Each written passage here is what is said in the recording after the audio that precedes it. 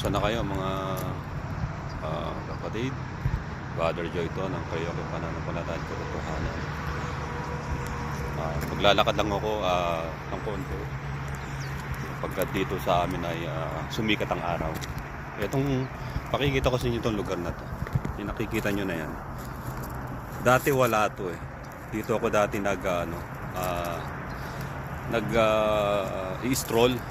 Parang gubat yan eh. Pero ginawa na nilang park. Nandito ako sa tinatawag na Placer County. County ito ng Placer. Yung krasada na yun na nakikita nyo na yan, tinuturo ko. Papunta sa Lincoln yan. Naalala ko dati, that was 16 years ago.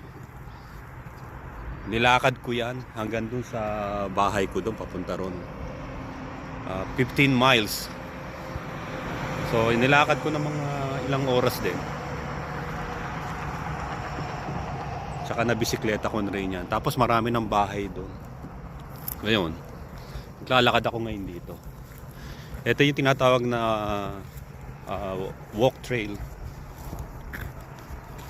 Tsaka bike trail. So, na bisikleta ko na rin to. Tsaka nalakad ko na rin hanggang doon. Ito po ay nasa California ako, USA. Bakit kinakailangan natin minsan ng tinatawag na pag-iingat sa ating mga pisikal? Kasi nga, natatandaan niyo sinabi ng Biblia, maging sa Book of Galatians, ng ating katawan ay templo ng Espiritu ng Diyos. Kapag ang isang templo o ang isang building ay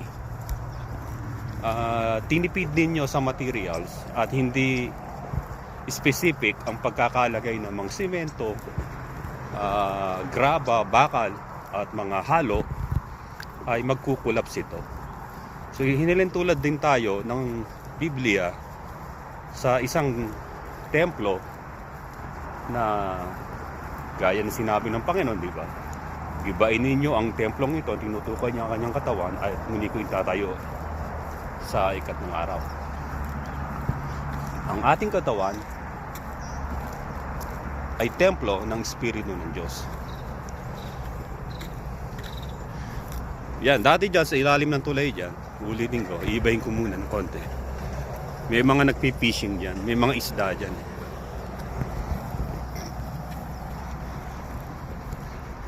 At dito, luminis na yun.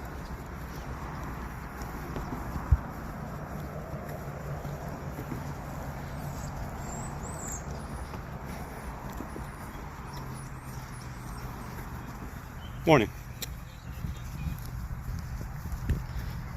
So ito, yung part na to, yan tinututo ko sa camera na yan. Merong creek dyan. Pag summer, natatanda ko nun, yan, pwede kang lumakad dyan.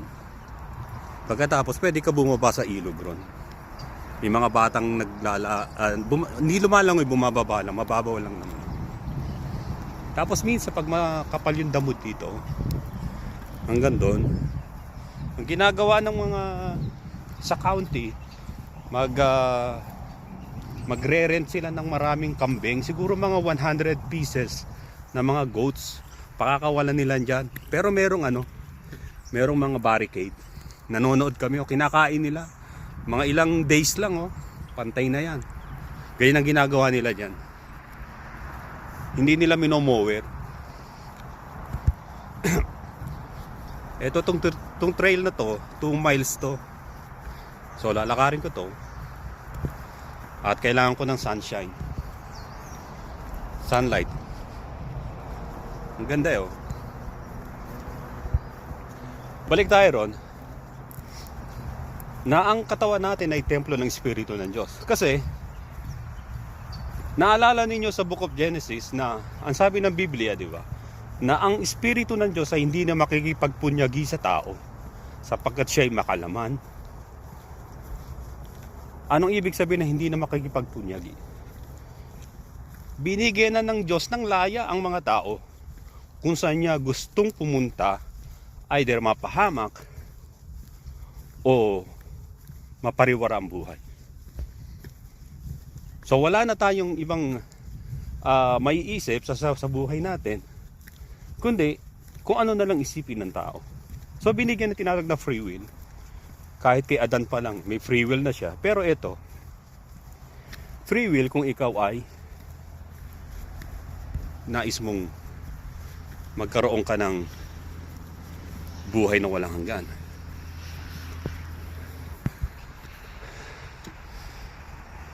At hindi lang yon.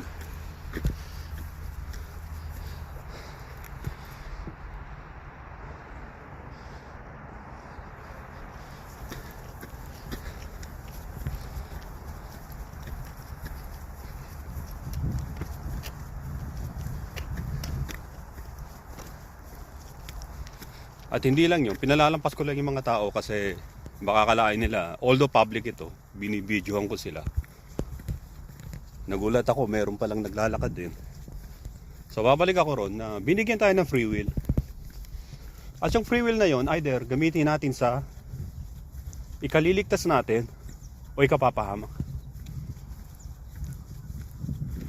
Kasi kahit sabihin na natin, di ba sinabi na ng Panginoon Kristo na yung mga scribes, magagaling sila sa sa Old Testament, magagaling sila sa Biblia, sa tinatawag na Pentateuch Torah, sinasaliksik talaga nila ng husto. Di ba nakaharap ng Panginoon yung mga scribes? Ang sabi niya, sinasaliksik ninyo ang kasulatan na sa inaakala ninyo na diyan nyo matatagpuan ang kaligtasan. Subalit ayaw nyo naman lumapit sa akin. So malinaw na ang isang tao, kahit anong galing niya sa Biblia, academic ang tawag ron eh. Ngunit, kung hindi niya nilalapitan ng author, may author ng Bible, ng Diyos, anong mangyayari? Tututo ko lang muna rito ng konti. Anong mangyayari kung sakaling ang kanyang nalalaman lamang sa Biblia ang sinasabi niya sa iba? Lalaktaw ako rito. Meron dito daanan na trail.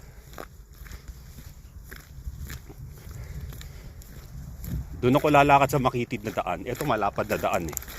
Yung nilalakaran ko kanina. Ay ito yung daanan dito isa pa. Ito yung pangalawang daanan at meron pa doon. Kita niyo mga squirrel na yan. Hindi ako dadaan doon sa banda na kasi madilim ron ng konti. Eto. So babalik ako ron na kahit saliksikin natin pala ang Biblia, subalit hindi po tinatanggap na ang sinusulat ng Biblia, na yung author ng Biblia at ang mga inihula sa Biblia ay si Jesus Christ pala, hindi ka pa rin magkakaroon ng buhay na walang hanggan. Kasi ang sabi ng Panginoong Kristo, kaya naisulat ng mga propeta ang Biblia, ang patungkol sa Mesiyas, ang patungkol sa buhay na walang hanggan, ay dahil ang tao ay mapapahamak kung hindi tatanggapin ang tinatawag na author of life na si Jesus Christ.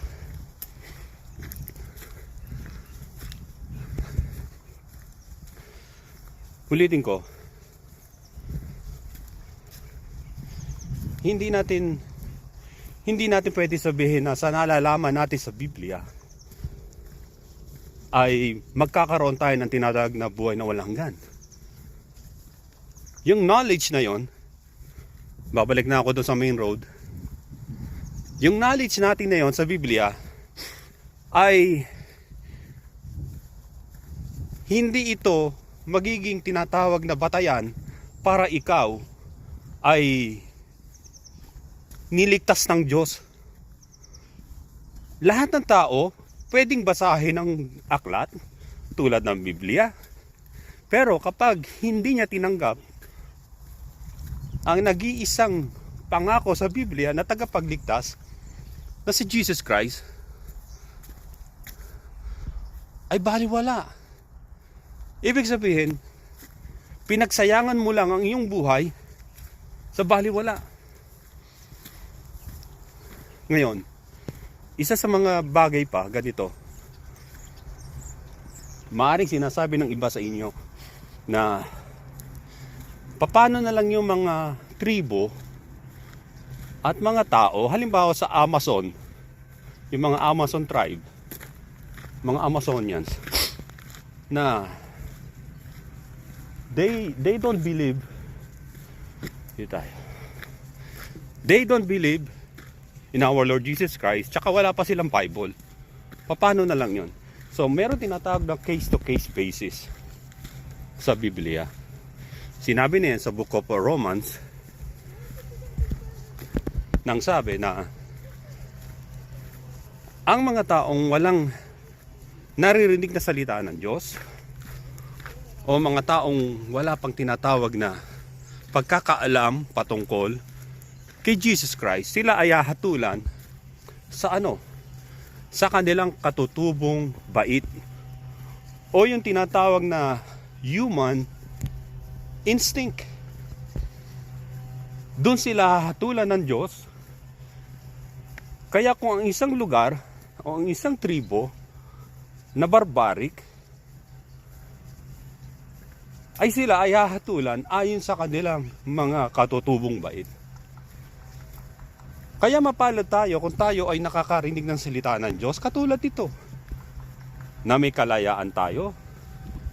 Subalit kung ang kalayaan natin na yun ay ginagamit natin sa ang salita ng Diyos ay ginagamit ng marami sa pagpapayaman, at hindi lamang sa pagpapayaman, kundi sa tinatawag na panloloko, at ang mga kaluluwa ng tao ay napapahamak dahil sa kanilang maling mga aral na pinalalabas nila si Kristo ay hindi Diyos at hindi tagapagligtas. Si Jesus Christ, siya na nga ang nagsabi na yung Diyos ni Moses na nakita niya before Abraham was born, at sinabi niya rin yun. Sabi niya, before Abraham was born, I am.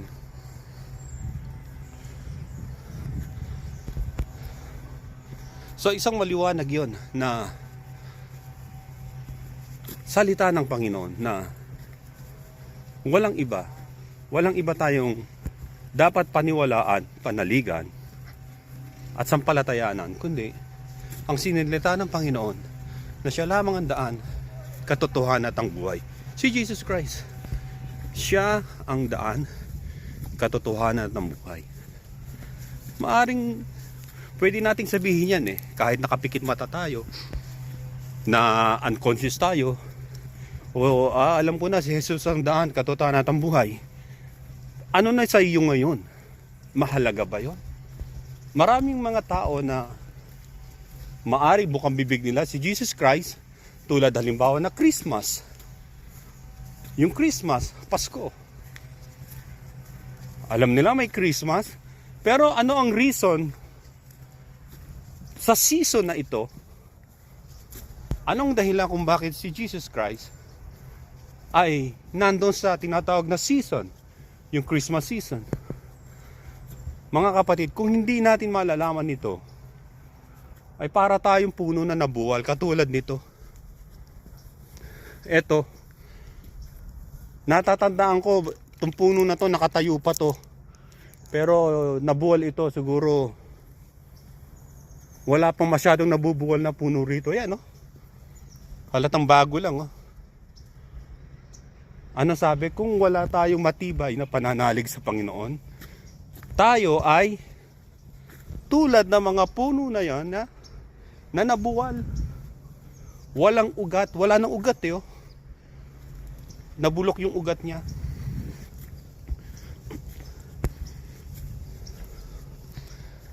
Nandito na ako sa parang forest, at nagdadala rin ako ng tubig just in case na kailangan kong uminom, mauhaw. Sa ito ay walk trail to. Hindi na ako pupunta kasi maputik ron. Doon pumupunta rin yung mga may alagang aso, at ayoko naman pong makaapak ng hindi nararapat doon sa lugar na yun. So babalik ako sa sinasabi ko. tayo'y mapalad na tayo ay nabubuhay pa sa mundo kasi binibigyan tayo ng chance ng Panginoon na makilala siya. Kasi yung buhay ng walang hanggan, mga kapatid, ay tandaan ninyo,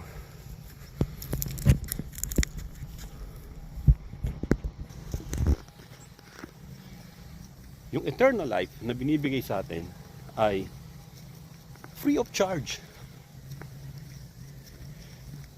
Free of charge. Hindi ito yung kapag umanib ka sa aming samahan o relihiyon ay ikaw ay maliligtas. Wala ho sa pag-anib ang buhay ng walang hanggan. Ang buhay ng walang hanggan ay binibigay ng Diyos na nasa kalangitan. Kaya lang tayo gumagalaw dito sa mundo, sinasabi ng Biblia na in Him we live and move and have our beings.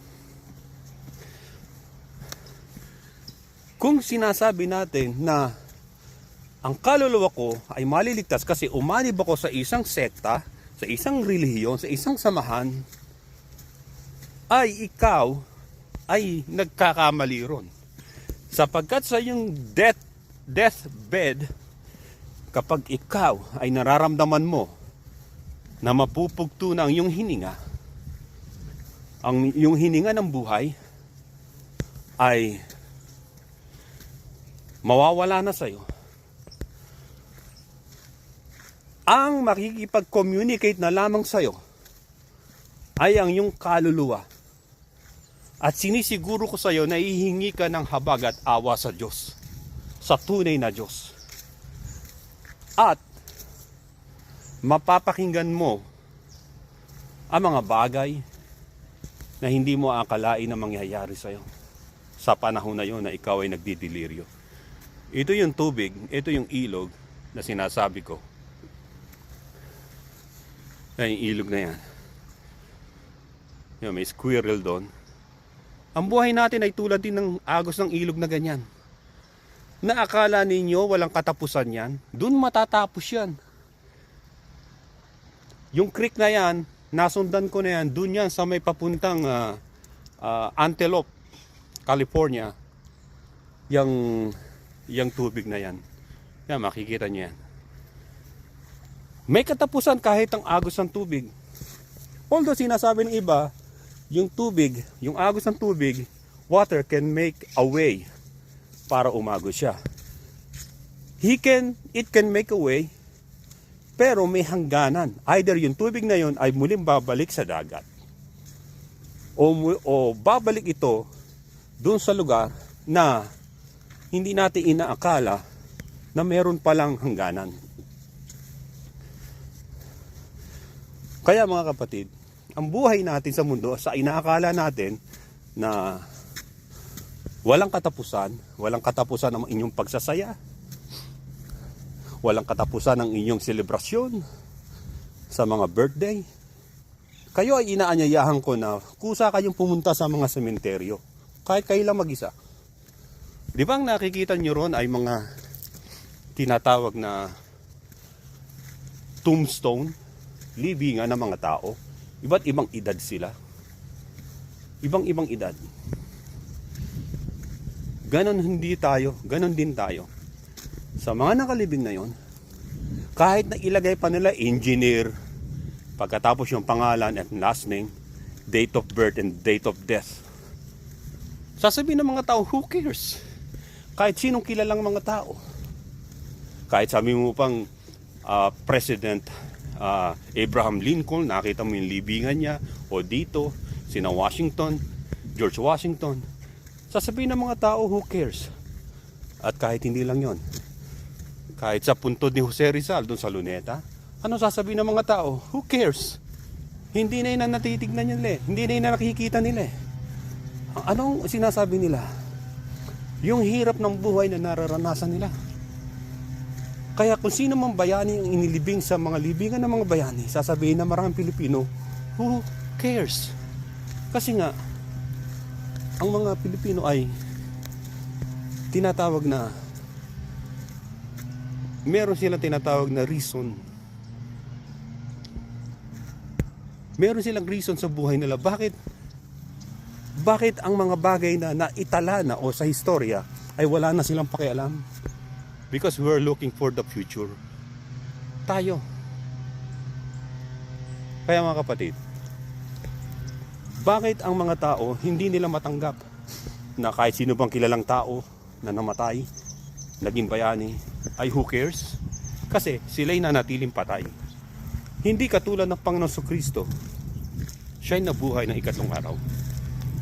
At mararamdaman at nalalaman ng mga taong tumatanggap sa Kanya na siya'y buhay. Buhay magpakailanman.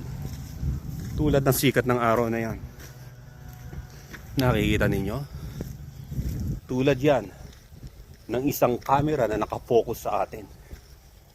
At nalalaman ang bawat pahina ng ating buhay. Ang bawat iniisip ng ating mga isipan. Sapagkat ano sabi ng Biblia? Sabi ng Biblia na ang Diyos ay liliwanagan tayo ng kanyang liwanag ng katotohanan. Wala ho tayong maitatago sa Diyos. Wala ho tayong masasabi na kayang ilihim sa mata ng Diyos. Sapagkat lahat ng ating ginawa sa silong ng langit, sa ilalim ng araw na ito, ay mabubunyag sa huling araw ng paghuhukom. Makikita ninyo yung kalsada na to.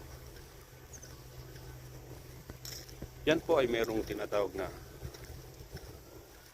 hangganan ng gandun.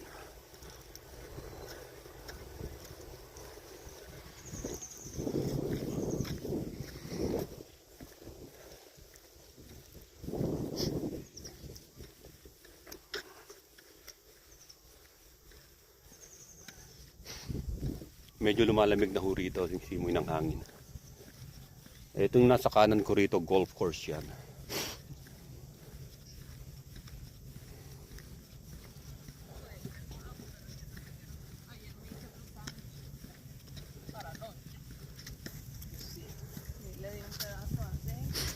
Ito, dati ito nakasara to, merong mga screen yan, inalis na nila kasi maraming mga ibon na tatrap, mga namamatay sa net, nahuhuli. Siguro may mga animal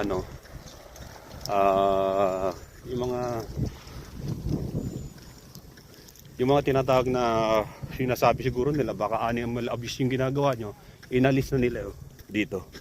Dati meron yan, mataas yung net, so inalis na nila. Marami naman talaga nako-caught up na mga hindi lang golf ball, hindi yung mga animals.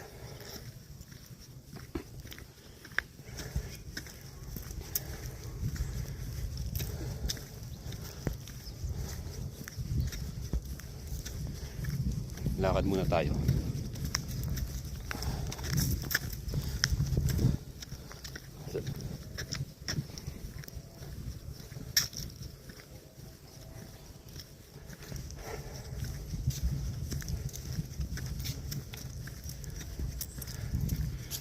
Dito kasi dito sa Amerika kasi kapag may nakasalubong kayo dito, kahit isang lugar dito sa Amerika, pag binati naman kayo, babatiin nyo rin, nagwe-wave din kayo. Nagwe-wave. Minsan sinasabihan ang bawat isa na good morning. Ganun lang. Ang kinalulungkot ko sa Pilipinas parang hindi uso yun hindi ko alam kung bakit. Sana mabago yung ganung sistema. Parang yung may lalapit sa halimbawa Pilipina, kala makikipagkilala yung lalaki siguro, Isa pa,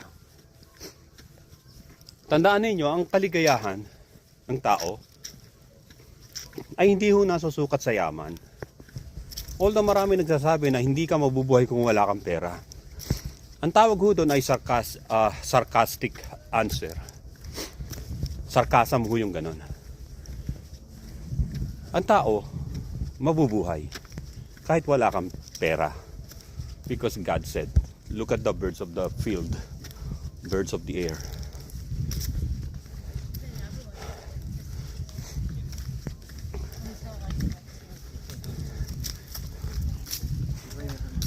Okay, balik tayo. Sabi, look at the birds of the air. Hindi sila nagtatanim, wala silang negosyo. Of course, they are birds. Meaning, wala nagpapakain sa kanila, pero nakakakita sila ng mga pagkain nila. Anong ibig sabihin nun? Na we are more important than birds. Bakit kanya? Wala namang kaluluwa yung mga ibon eh. They have a animal instinct. They have life, which is spirit. Life is spirit. Pero hindi sila katulad ng tao na man, if they ask God, God will perform miracles. Nasa akala ninyo na wala na kayong tinatawag na pag-asa. Tandaan ninyo, ang buhay ng tao sa mundo rito, you are so lucky if you reach 50 years old ng buhay mo. You're so lucky. If you reach 60, 70, and 80, you're so lucky. If you reach 100, you're so lucky. But this is the question. Kahit mahaba ang buhay mo, kung naging nonsense na existence mo dito sa lupa, that's all nothing. Walang kabuluhan. Walang kabuluhan. At hindi lang yon. At hindi lang yon. Ang buhay natin dito sa mundo, hindi nangangahulugan mahaba ang buhay mo ay ang existence mo ay fulfilled ka na. Hindi yung ganon. Naalala ninyo ang Panginoon sa Kristo, meron siyang ministry. Nag-ministry siya, nag-preach siya. He's starting preaching the gospel, yung salvation, as a son of God, when he was 30 years old. And 3.5 years, nag-ministry siya. So, 33.5 years, natapos ng kanyang ministry, they crucified our Lord Jesus Christ on the cross. Na-fulfilled niya ang mission niya sa mundo at sa mga tao. Natubusin sila sa kasalanan. And it did. So, fulfillment yun. So, hindi nangangahulugan mahaba ang buhay mo ay masaya ang existence mo. Maraming taong ganyan na sa higit sa kalahati ng kanilang buhay, kalungkutan meron sila. Hindi happiness. So yung existence natin sa mundo ay not based on how many years you have in your life, but si Kristo ba ay nasa iyo? Ayun ang tama ron. Not because you live more than 100 years, or probably live 110 years, although bihira sa mga taong ganon. Tandaan ninyo, kahit pag matanda ka na, ang maalala mo lamang sa buhay mo ay puro pain and sufferings, sadness and loneliness.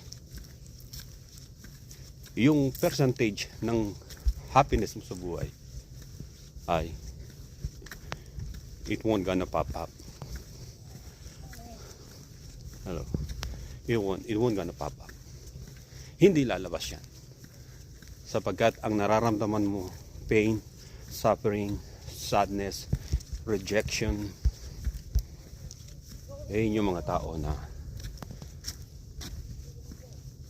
hindi nila may kakailayon. Kaya ang pinaka great happiness ng isang tao bago siya mamatay ay si Jesus Christ. Siya lamang magbibigay sa inyo ng tunay na happiness. At nakakailang miles na ba ako? Magte-30 minutes na akong naglalakad eh.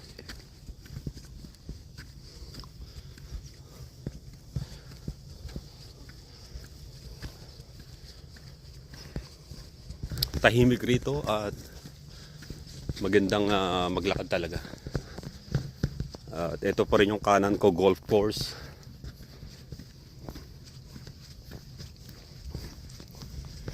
At etong daanan na to ay sa mga villages yan, subdivision dito. Yan. Pwede ako maglakad dyan pero mga ano yan, mga residential yan. Eto, dito maganda maglakad yan. Golf course yan. Kung meron kayong golf cart, siguro pwede kayong umikot-ikot. Pero hihinto kayo kapag may pumapalo ng golf. Kasi magagalit sila. Mawala sila sa concentration. So, lalakad-lakad muna ulit tayo for another words of wisdom from the Lord.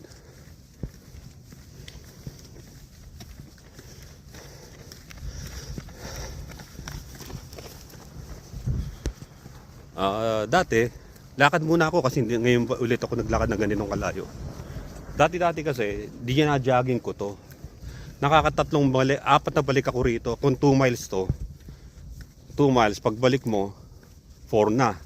Tatakbo ka uli, another 2 miles. So nakaka 8 miles ako rito. Sometimes 5 lang kapag gusto ko nang umuwi. So itong kagandahan dito, nature na nature ang dating. Dito sa Placer County, sa Roseville, California. Dito sa lugar ko.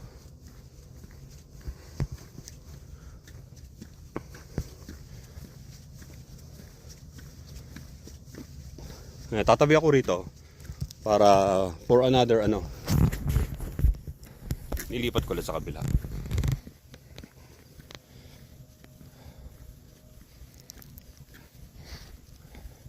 Tignan nyo basurahan dito, linis wala nakatapon na hindi kami nagtatapon ng basura kung saan dito. May mga tapunan. Ito yung isang park. Yan.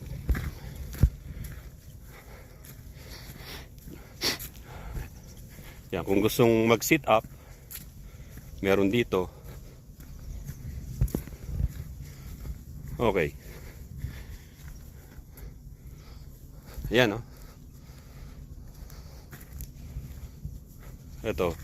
Syempre basayan ng hamog. Ito pwede to, exercise dito.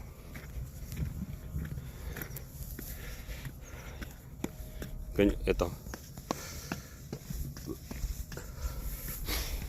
Parang gaganyan-ganyan kayo. Tapos ito sit up. Tapos lalagay niyo yung nyo, yung hita rito, yung paa.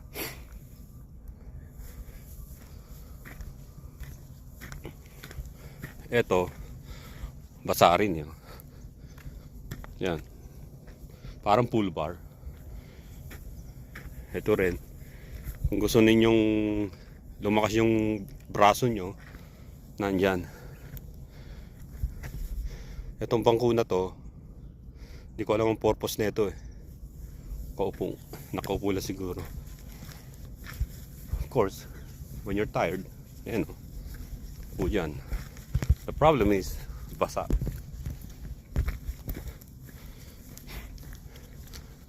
So next page ng ating sasabihin. Kaya kumalat ang maraming tao o yung tinatawag na napunta sa iba't ibang panig ng mundo ay dahil dahil sa language barriers, misunderstanding, dahil sa hindi na nagkaunawaan ng mga tao. At hindi lang yon. Yung time na yon, nung panahon ni Peleg, ni Heber, tapos ni Peleg, ay na-divide ang earth. Yung mga naghahanap ng tinatawag na reason bakit meron tinatawag na racism, discrimination, doon nag-start. The earth was divided. Hindi nagka-earthquake, na-divide ang earth. At ang mga tao ay nag-base na sa tinatawag na rule base, na tinatawag na race, o tinatawag na tribes, race. Yung magkakaiba ng itsura, magkakaiba ng kulay, ay sila ay naghiwa-hiwalay. Doon ho yun. Kaya yung sinasabi ng mga nangangaral ay earthquake daw yon. It's not an earthquake. There's a lot of earthquakes na nangyari sa mundo, even 50,000 years ago, 40,000 years ago, or even 10,000 years ago. at 5,000 years ago. Doon na nagsimula ang tinatawag na nagkaroon ng division. Sino ang may cause ng division? Yung mga tao rin. Kasi magkakaroon tinatawag na one nation revolt against God. Kaya nagtayo sila ng tinatawag na Tower of Babel. It's a revolt against God. That sasabihin nila na the God of heaven is not the God. Instead, yung leader nila na great hunter na si Nimrod. At si Nimrod, siya mismo ang gagawin nilang God ng mga panahon na yon. Kasi great hunter siya.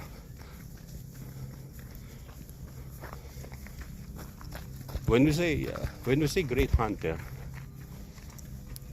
hindi ito specific na magaling siya manghuli ng animals. Great hunter of what? He catches soul and spirits. Yung mga tao ro naging spiritist nung panahon na yun sa Tower of Babylon.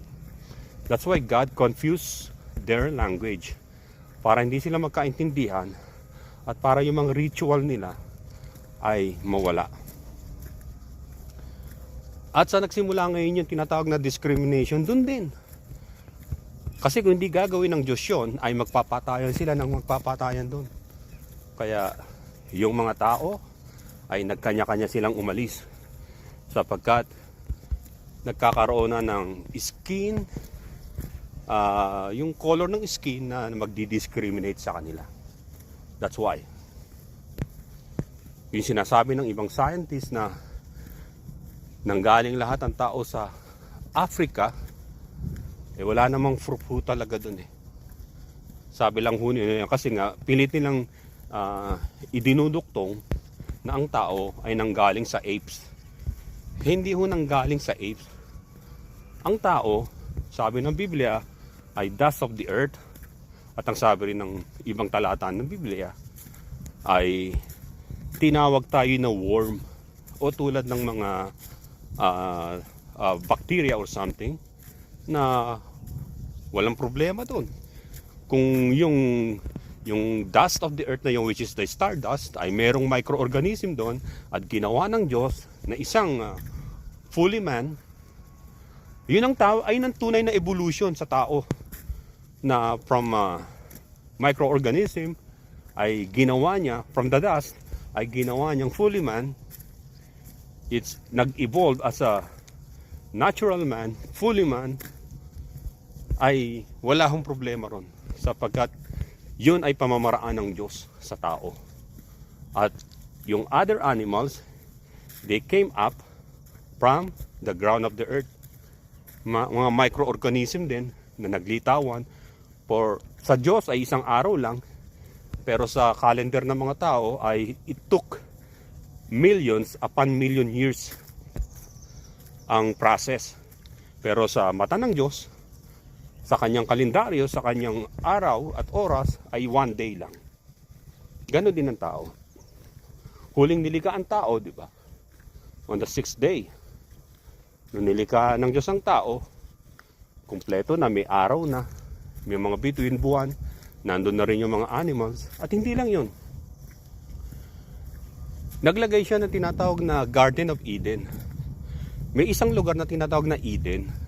Ang perfect na weather doon ay as in perfect. Ang mundo natin ay makapal pa ang tinatawag na atmosphere noong mga panahon na yun ng kay Adan.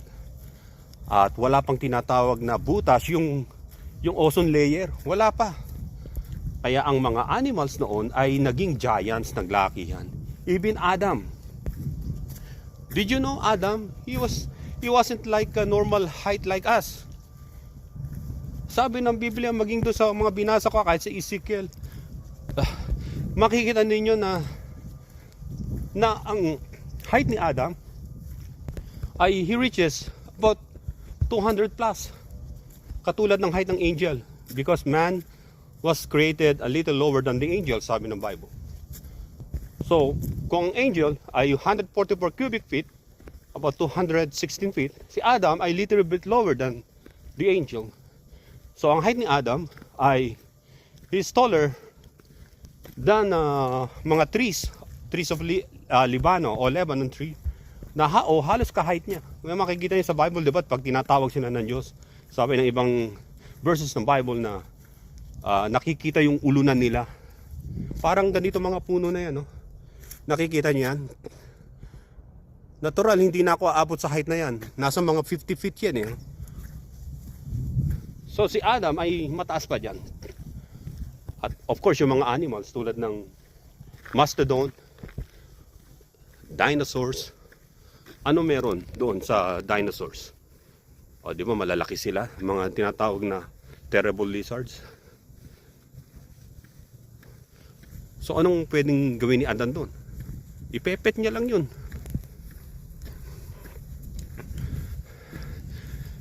Kaya si Adam, pinepet niya lang yung mga giants na yun noong mga panahon niya. Kasi lumalaki talaga ang mga animals kapag ang oxygen ay very rich sa atmosphere. Samantalang sa atin ngayon ay tingnan niyo sa science, kahit pag-aralan niyo na ang oxygen level natin ay mababa na. Paano nangyari bumaba na yung oxygen level? Nataalala ninyo nung si Adan ay nagkasala, ano ang nangyari? God cursed Adam and all of the animals. Why? They started to shrink. Nag-shrink ang lahat ng animals. Yung mga animals na makikita nyo ngayon, ang unang-unang namatay, of course, yung mga malalaking animals na yan, tulad ng dinosaurs. Although siya nagpangalan dyan sa mga dinosaurs. Sinasabi ng science na 65 million years ago, wala nang dinosaurs. Actually, kung titignan natin yung Bible, maging sa Book of Job, na merong binanggit na klase ng animals na ang armor niya ay tulad na giant na kaliskis ng mga lizard o ano. Sa susunod ko itatalakayin nyo kasi medyo scientific talaga yon.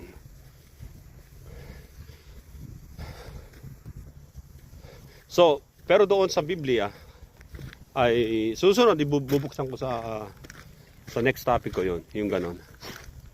Na kaya nagkaroon ng tinatawag na mga giants naman kasi nung si Adam, tandaan niyo, nagkasala na sa Diyos. He started to shrink, nag-shrunk na siya. Sabi nga ng maraming theologian, he died, ang height niya ay 15 feet tall na lang siya. Kaya ano nangyari? Gusto ng mga fallen angels maghari sila sa earth, maghahari lang sila sa earth kung mga malalaki sila o giants. So ang ginawa nila ay yung kanilang makalangit na kalagayan, yung mga fallen angels to, yung habitat nila sa langit, iniwan nila at bumaba sila sa earth. Sila ay nag-anyong tao. Although ang mga tao noon ay gradually lumiliit na, at nung hindi na sila spiritual, kundi meron na silang tinatawag na fake human body, yung mga fallen angels,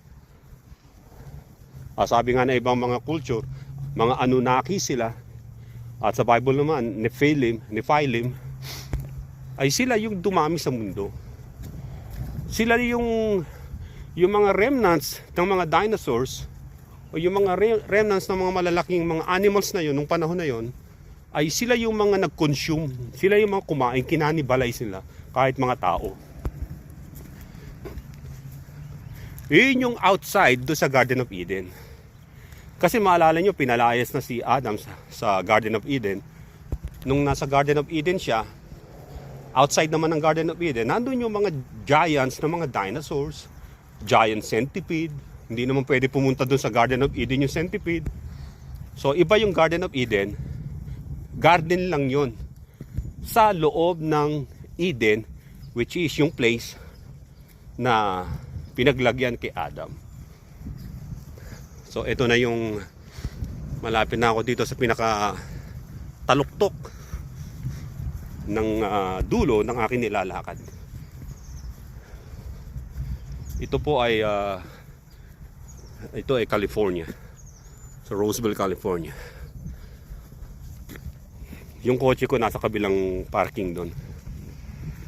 Titignan ko yung ano rito. Kung saan na yung pinaka main, yung pinaka point of ano na.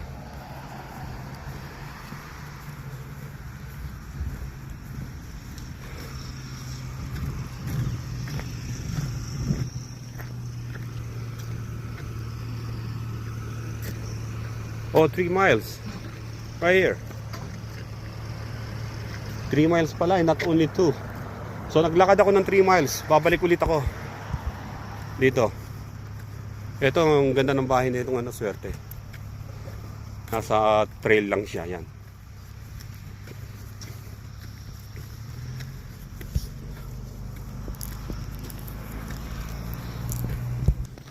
Okay. So kaya gradually makikita ninyo yung mga scientific discoveries ngayon, nakakita sila ng tinatawag na giant centipede, mga giant yung mga giant fish, mga lahat giants eh. Meron pang giants na ano na dragonfly. Yan. Yan yung mga tinatawag na sa panahon noon, lahat ay mga giants.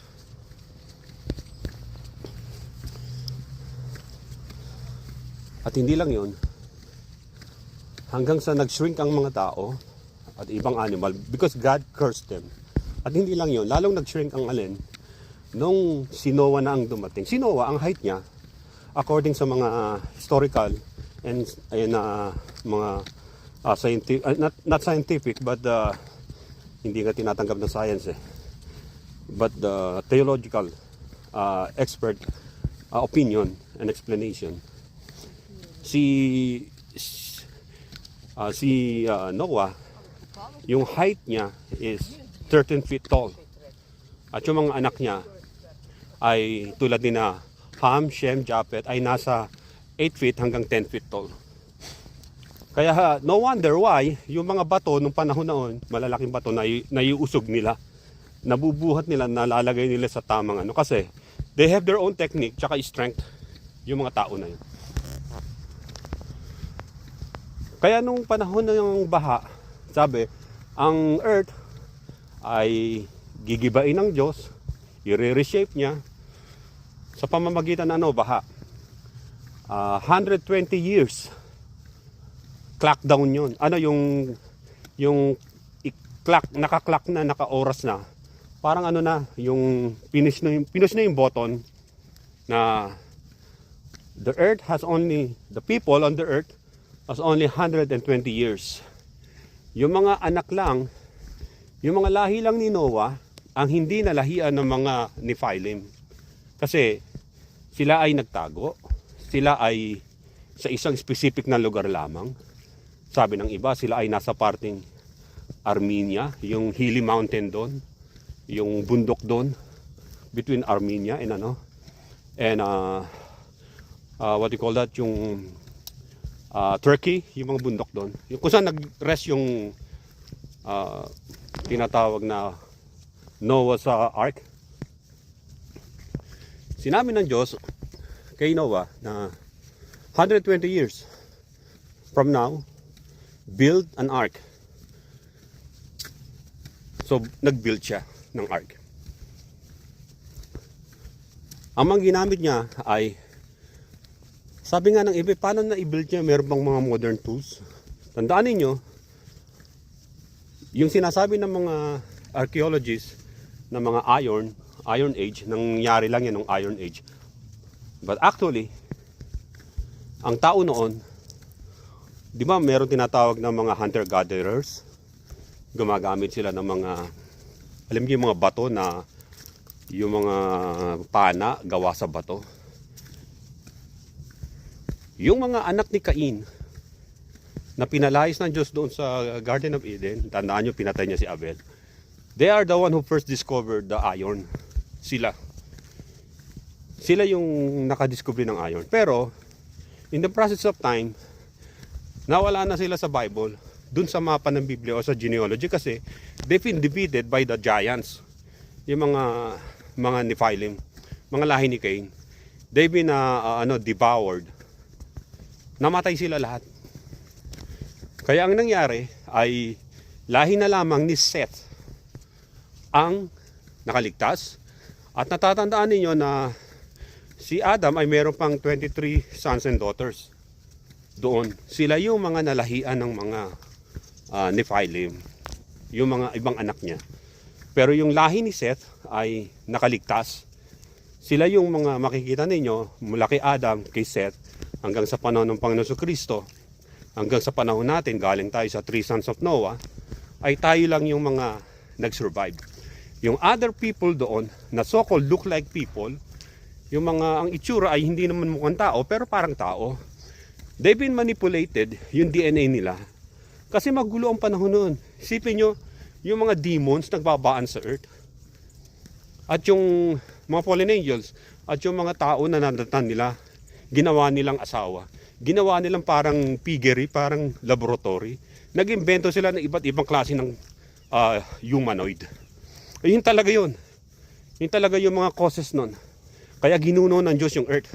Kasi Satan wanted to makontaminate niya yung human race para hindi bumaba si Kristo. Ang Christ natin, si Jesus Christ.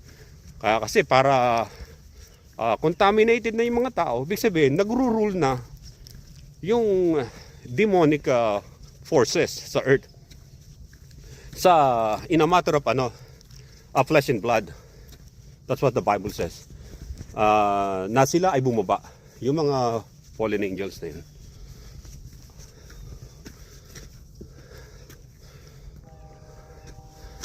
At hindi lang yun. Nung sila ay binabalaanan ng Diyos at si Noah ay sumunod, 120 years. 120 years. And then bumukas na yung langit, bumagsak yung tubig, dire-diretso, yung ozone layer binuksan na ng Diyos. Kasi yung science, sinasabi nila, pinagbibintangan nila yung CFC na chlorofluoride, carbon, something. Yung carbon ang sumira doon ng ozone layer ng Earth. Kaya ang oxygen na lang ay kukonti at pumapasok na yung radiation. Kaya ganun daw, nagkakasakit ng mga tao. Actually, nung panahon pa ni Noah yun, binuksan ng Diyos yung durangawan ng langit. At tandaan ninyo, yung mga ipinasok ni Noah doon sa ark of ark niya, doon sa 500 feet wide, o kayo na umano nun kung anong long yung kung anong kalayo. Yung mga naipasok niyang animals doon, ito bihira nakakaano nito eh. Alam niyo kung ano? Mga na-shrink na animals na ng Diyos. Hindi na ganun kalalaki. Shrink na sila. Shrunk. I mean, past tense, shrunk. Lumiit sila. Kaya madali nilang buhatin papunta sa Ark ni Noah, sa barko. Sa arko. Maliliit. Kaya yung scientists, recently they discovered yung mga elephant, just like size of a dog. Yung mga buto ng elephant, diba? Kasi nga, nung una, ganun lang sila kalilit, ginawang midget. Yung mga demons naman, they wanted to create a giants. Pero yung mga panahon ni Noah, God shrunk those animals.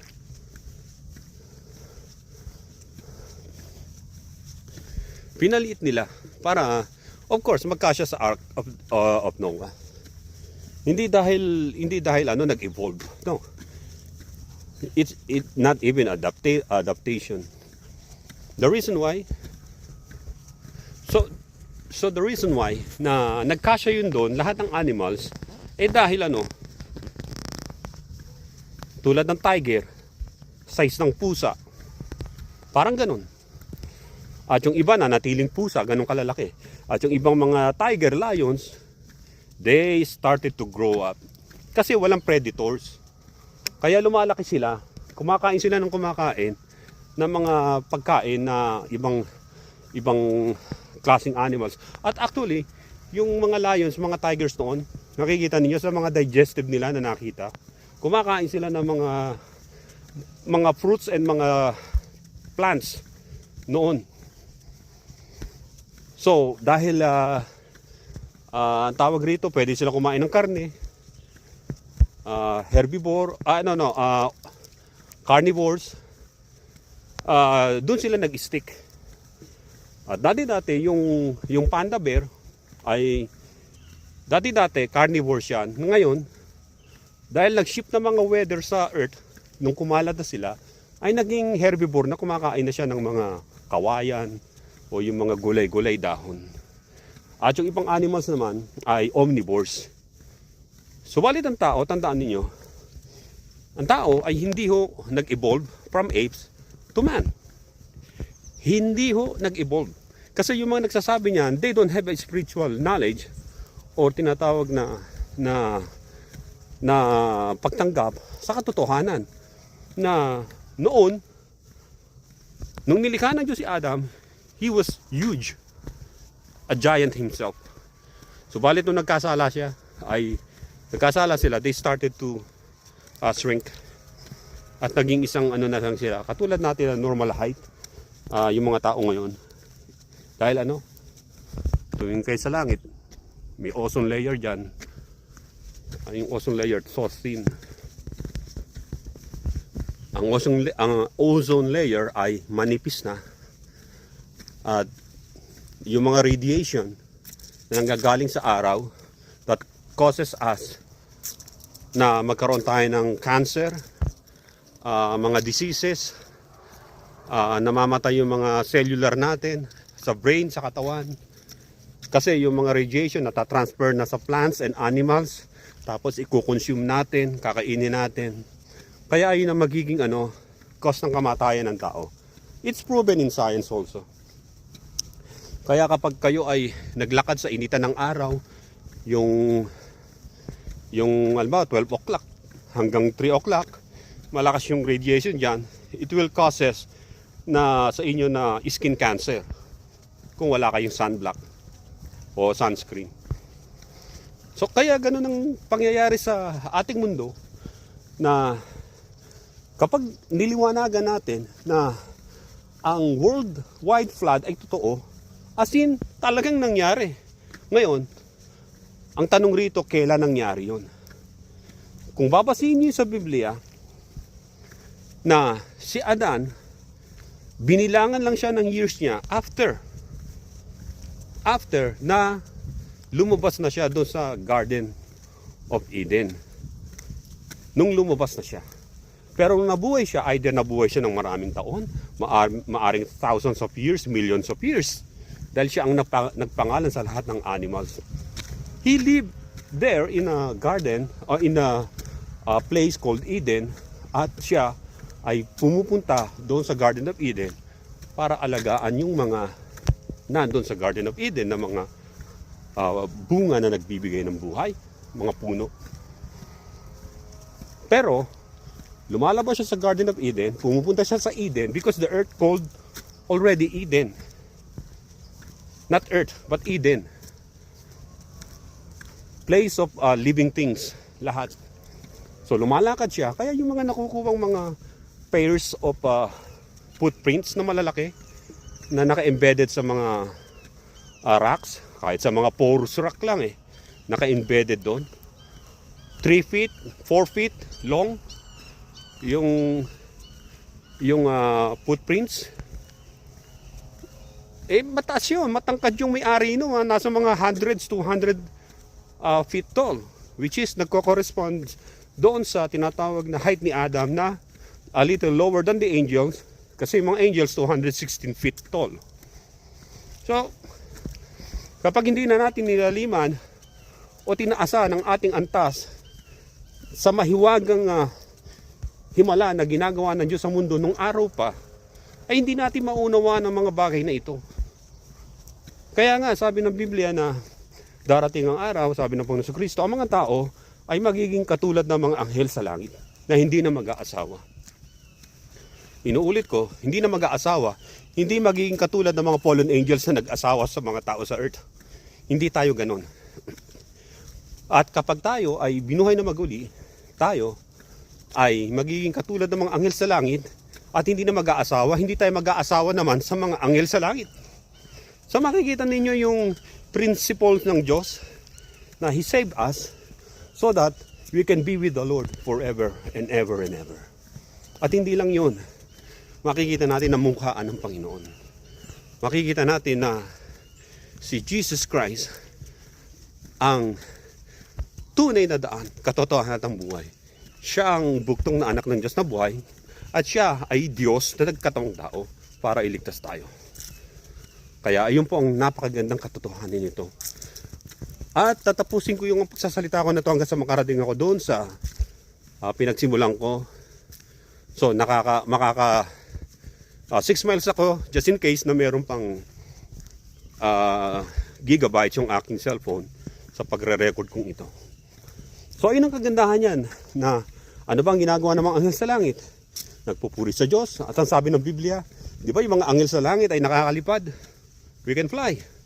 At sapagkat yung new heaven and new earth ay merong merong tinatawag na hindi na 3-dimensional tulad nito.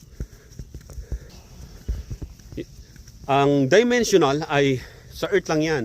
Longitude, latitude, at saka yung depth o 4 dimensional something. Doon sa heaven, we live in a 12-dimensional. 12. Kaya sabi ng Biblia, saan ko nakuha yung 12 na yon? Remember, ang 12, ang dami binanggit sa Book of Revelation. Maging yung tinatawag na new heaven and new earth is a perfect square. Mababasa nyo yun doon. At yung perfect square na yon, hindi siya round. And then yung dimension doon, we can go backtrack sa dimension and makapunta tayo, nakakapasyal ka. This is not like this sa earth na ito, na it can be hit by a comet o asteroid. Dito sa earth na yan. Hindi ganito.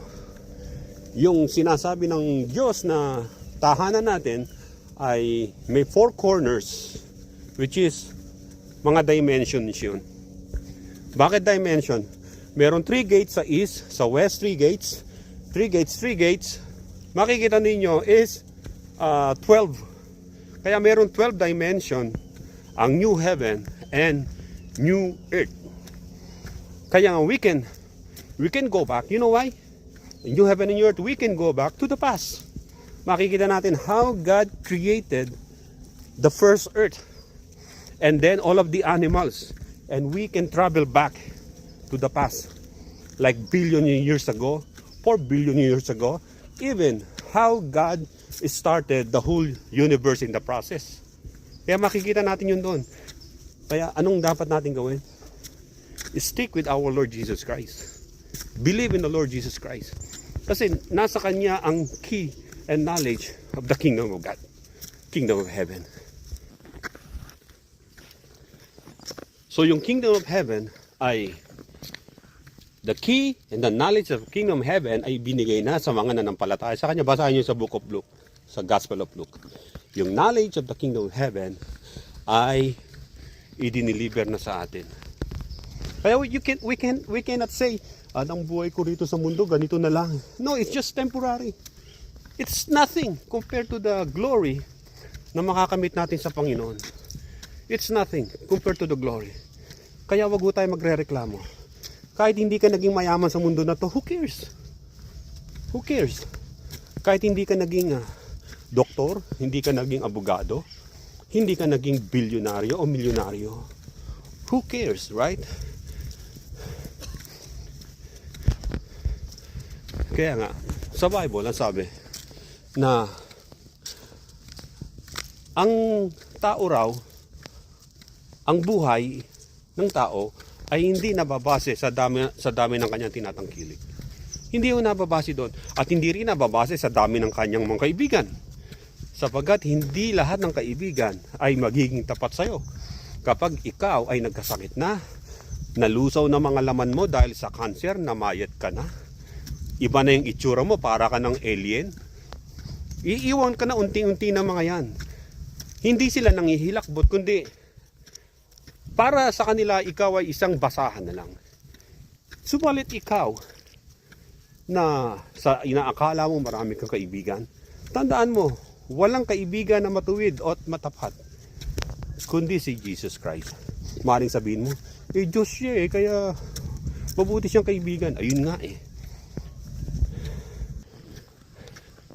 Ang kaibigang tunay ay ihahatid ka hindi lang sa huling hantungan, kundi sa iyong patutunguhan na kalangitan. Si Jesus Christ. Believe in the Lord Jesus Christ. Manali ka, kaibigan. Ang yaman mo na yan sa panahon ng iyong paghihirap sa ospital, sa sakit karamdaman, hindi mo maiisip yan. Ang lagi mong iisipin ay ang pain na nararamdaman mo. At kapag nawala na yung pain sa'yo, ibig sabihin ikay namatay na. At kapag ikay namatay na, ito ang nakakatakot. If your name it wasn't written doon sa Lamb's Book of Life, ikaw po ay dadalhin sa kapahamakan. Sapagkat ayun ang iyong patutunguhan dahil ni-reject mo si Jesus Christ dito pa lang sa earth. Maaring ikaw ay nahihiya dahil mayaman ka, ayaw masabi ng iyong mga kumpadres, kumadres na ikaw ay isang mananampalataya ni Jesus Christ dahil nahihiya ka, dahil maraming mayayaman, negosyante, kilalang tao hindi naniniwala sa Diyos kaya gumagawa sila ng pagnanakaw, kasamaan, mga politiko. Mga kapatid, kung ikaw ay kahit mayaman ka, bilyonaryo ka, there is Christ. There is Christ. Maiiwanan mo ang mga ari-arian mo na yan. Either kukunin niya ng iyong mga kamag-anak, pamilya mo, o gobyerno. Pero masasabi ko ay ganito. Tanggapin mo ang Panginoon. At para ihatid ka ng Panginoon sa buhay na wala hanggan, pag dumating ang oras ng iyong mga paa ay iunat mo sa iyong higaan at mawala ang iyong hininga. Bago mawala ang iyong hininga. Yun lang po ang nais kong sabihin sa inyo. Mga kapatid, ang Panginoon ang ating sandigan. Siya lamang po ang aking sinasabi sa inyo. Jesus is Lord and Savior. Wala akong ibang pinapanalangin sa inyo kundi ay makilala ninyo ang Panginoong Jesucristo sa inyong mga puso bilang Diyos at tagapagligtas. Kasi sa panahon natin ngayon, marami ng tinig tayong naririnig sa mundong ito na iba't iba ang sinisigaw. Pakinggan nyo muna ang tinig ng Panginoon, ang tinig ng kaligtasan. Nang kaligtasan ito ay 2,000 taon na mahigit na sinasabi ng Panginoon sa atin. Natanggapin natin ang kanyang inaalok na kaligtasan sa atin. Ating mga kaluluwa, ang inyong kaluluwa ay nag-iisa lang. At yung kaluluwa na yan, siya ang tatanggap kung ano man ang pinagdesisyonan ninyo dito sa mundo na habang kayo nabubuhay pa. Kapag nagdesisyon kayo na nasa Panginoon kayo at nais nyo sa Panginoon, kung ang pinagdesisyonan ninyo ay tanggapin ng Panginoon, ay kayo po yung mapalad. Subalit tandaan ninyo na meron tinatawag na hangganan, ang last call ng Panginoon sa inyo.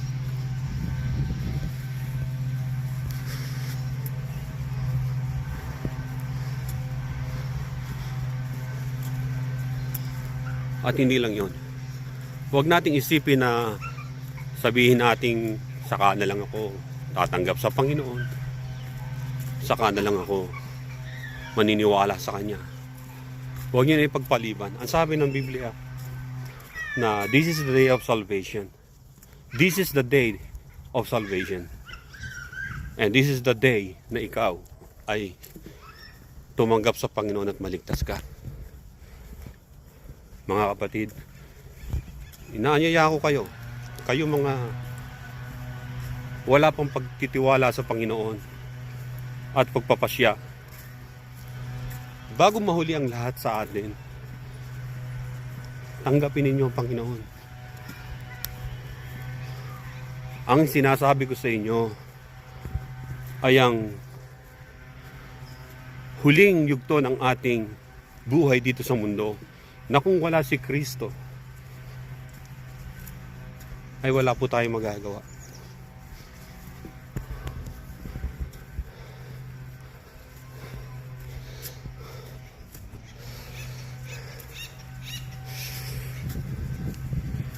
At hindi lang yon. Katulad ng punong ito na nakatumba, hindi na ho ito babangon. Nakita na ninyo, naputol na rin siya at pinutol na rin siya para diretso ng tumumba. Anong ibig sabihin yan? Lahat ng mga namatay na nasa kasalanan nila, sabi ng Revelation chapter 14 verse 13, ang sabi, mapalad ang mga namatay na kay Kristo. Subalit, ang mga namatay sa kanilang kasalanan ay kapahamakan ang kahinatnan. Kapahamakan, no? Wala tayong ibang pwedeng sisihin sapagkat binigyan na tayo ng Panginoon ng pag-asa na mapakinggan natin ang katulad nito. Mga kapatid, tanggapin ninyo ang Panginoon. Ang pinatatanggap ko sa inyo ay ang tagapagligtas na si Jesucristo. Sa mga sandaling ito ay kayo po ay aking inaanyayahan na tanggapin natin ang ating Panginoon. Ito'y pagkukusang pagtanggap lamang sa Panginoon. At kung ikay napipilitan, saliksikin mo munang yung puso ay yung sarili. At nawa ang Panginoon ay patuloy na pagharian ka. Hinto po ako rito para tayo po yung manalangin na pagtanggap. Ipikit po natin ating mga mata at yumuko tayo. Sabihin natin sa Kanya, Panginoong Jesucristo, sa oras na ito, ako po'y nananampalataya at naniniwala at nananalig na Ikaw lamang ang tagapagligtas. Ikaw ang ibinigay upang kami iligtas, upang kami ay magkaroon ng buhay na walang hanggan. Kaya sa oras na ito, tinatanggap kita sa aking puso bilang Panginoon, sarili kong tagapagligtas. Pumasok ka sa aking puso, tinatanggap kita ngayon. Sa oras na ito, Panginoon Jesucristo, Ikaw nang aking maging Panginoon at waghari sa aking buhay. At ang liwanag sa aking puso at isip na nagmumula sa iyo ay ipinagkaloob mo na sa akin sa oras na ito. Isulat mo po ang aking pangalan sa aklat ng buhay na nasa langit. At magmula ngayon, Ikaw ang aking maging tagapagligtas at Panginoon ng aking buhay. Marami pong salamat. Sa lahat ang papuri, Panginoon Jesucristo. Amen. Mga kapatid, kung ginawa niyo pong pananalangin na yun, magpatuloy ka sa Panginoon. Sapagkat ang buhay natin dito sa mundo ay pwede natin gawing napakasaya at napakaligaya sa piling ng ating Panginoon Jesucristo.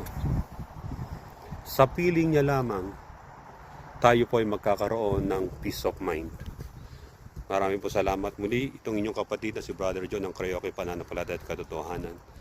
At sa susunod po muli, to God be the glory in Jesus' name. And everybody say, Amen. Amen and Amen.